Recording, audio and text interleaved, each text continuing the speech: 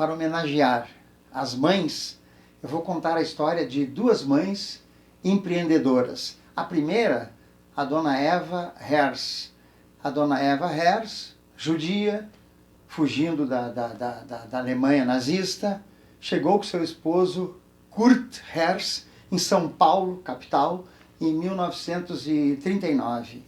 E o Kurt era quase um mascate, ele vendia confecções, tá, de porta em porta, vendia um pouco nas lojas também, mas eles precisavam aumentar a renda doméstica e a Eva teve uma ideia brilhante.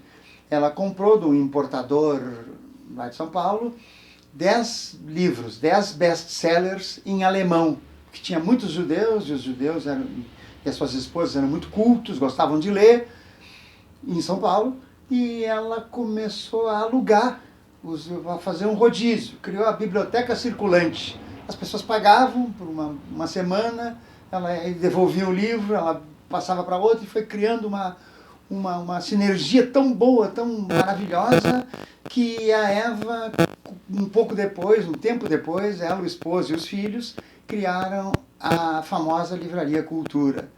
Então o exemplo da dona Eva de batalha, de superar as dificuldades, de não ficar se queixando e ir à luta, é bem típico de uma mãe. Outra história que eu conto é a da dona Dolores, da professora Dolores Alcaraz Caldas, porto-alegrense. A Dolores foi a segunda esposa do Caldas Júnior, do Francisco Antônio Vieira Caldas Júnior, fundador do Correio do Povo, lá em 1895. O Caldas Júnior era casado com a dona Mimosa, cujo nome era Arminda. A dona Arminda Porto Alegre, filha do intelectual Aquiles Porto Alegre, foi a primeira esposa do Caldas Júnior. Em 1895 ele fundou o Correio do Povo, que se tornou um jornal importante, o melhor de todos da sua época, que cresceu em um empreendimento muito vigoroso e muito competente, muito profissional, mas a dona Arminda morreu no início do século XX. E ele casou com a Dolores Alcaraz Caldas, com a Dolores Alcaraz, irmã do Joaquim Alcaraz, que viria a ser o avô do famoso jornalista Flávio Alcaraz. Pois a Dolores, o Caldas Júnior morreu de repente.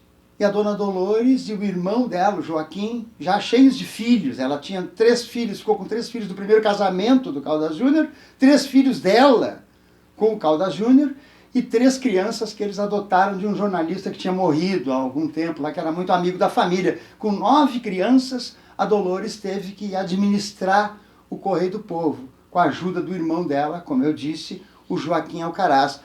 O Caldas Júnior tinha deixado uma dívida grande, porque ele estava no auge da carreira, ele tinha 45 anos quando faleceu, e comprou prédios na Rua da Praia, ele importava linotipos, máquinas que imprimiam o jornal, e devia para o Banco da Província e para o Banco Nacional do Comércio. E aquele prédio imenso ali, bonito, que até hoje na Rua Caldas Júnior, que na época se chamava Travessa Paissandu, ele construiu aquela beleza ali e estava pagando. E quando ele morreu, eles ficaram com uma dívida enorme, e a dona Dolores, a viúva, professora Dolores, que parou de dar aula para criar os filhos e administrar o Correio do Povo, saldou a dívida. A dívida, o Caldas Júnior morreu em 1913 e em 1923, 10 anos depois, ela saldou o último título com o Banco da Província. E aí o Correio se tornou cada vez mais um jornal pujante, importante, o melhor jornal do Rio Grande do Sul e um dos melhores do Brasil durante muitos anos. Hoje, a orientação do Correio do Povo é outra, pertence à Igreja Universal, mas a dona Dolores, a história da dona Dolores continua viva como uma mãe dedicada, lúcida, inteligente.